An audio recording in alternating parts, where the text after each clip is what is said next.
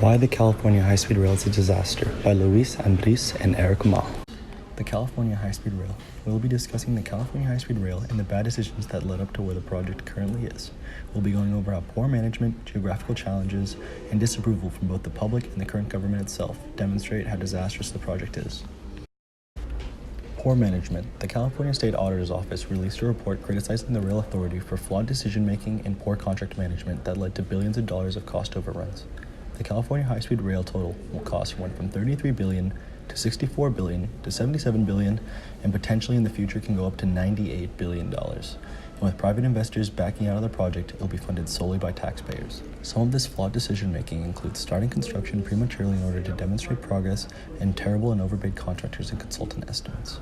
For example, in 2017, the California High-Speed Rail Authority hired an external consultant to check the work of now WSP USA, who had been paid $66 million for their engineering consulting. The external consultant discovered that the California High-Speed Rail Authority had not received finished work for 145 out of 184 tasks that WSP had called complete.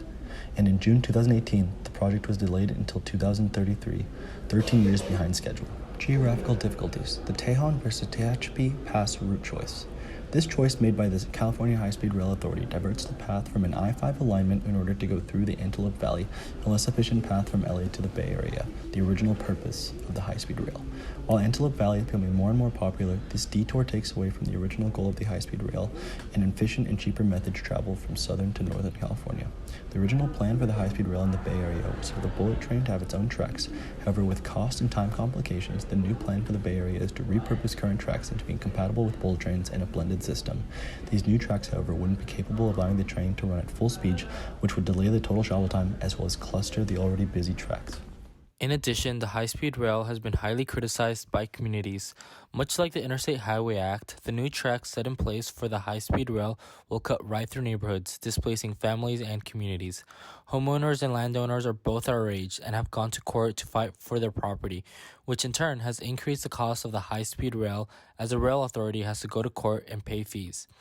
People are outraged that the price of construction continues to rise. As the construction prices continue to rise, less and less people are willing to have their taxes pay for it. When the high-speed rail was first voted on by California residents, it was estimated to cost $40 billion, and has since increased to an estimated cost of $90 billion, which many voters are not happy with. The public isn't the only sector that disapproves of this never-ending project. The federal and state government have also stated that this project is not feasible in its current state. In fact, the president has tweeted, "California has been forced to cancel the massive bullet train project over having spent and wasted billions of dollars. They owe the federal government $3.5 billion. We want the money back now. Whole project is a green disaster." This is just one of the many tweets about the railway from the president. Governor Newsom even announced during his first State of the State speech that he would be scaling back the project for being mismanaged and would instead focus his efforts on building a connection between Merced and Bakersfield. Take a look at this clip from the speech. I have nothing but respect for Governor Brown and Governor Schwarzenegger's vision. I share it. And there's no doubt that our state's economy and quality of life depend on improving transportation. But let's be real. The current project, as planned, would cost too much and respectfully take too long. There's been too little oversight and not enough transparency. Right now, there simply isn't a path to get from Sacramento to San Diego, let alone from San Francisco to LA. I wish there were. All these reasons touch upon the principles of sustainability. The project is unsustainable and does not satisfy any of the three pillars of sustainability.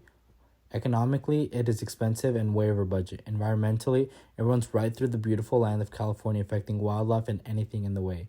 Society-wise, many individuals are against the prolonged project as it continues to displace families and communities and continue to increase in cost. Therefore, this project is unsustainable and does not deserve to be continued being built.